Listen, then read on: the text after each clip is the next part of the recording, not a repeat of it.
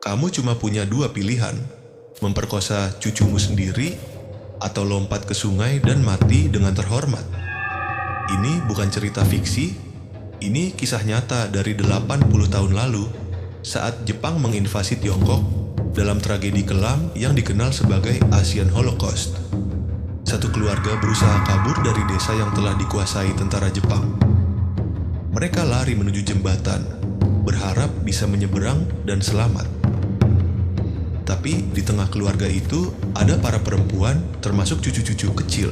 Mereka tertangkap. Para wanita diperkosa di depan keluarga mereka sendiri. Setelah puas, tentara Jepang memberi pilihan ke para pria, mati, atau ikut mencabik kehormatan darah daging mereka. Dan si kakek, dia menatap cucu-cucunya, lalu melompat ke sungai. Sejarah ini jarang diceritakan, tapi inilah potret kejamnya perang. Follow untuk kisah nyata sejarah yang jarang diungkap.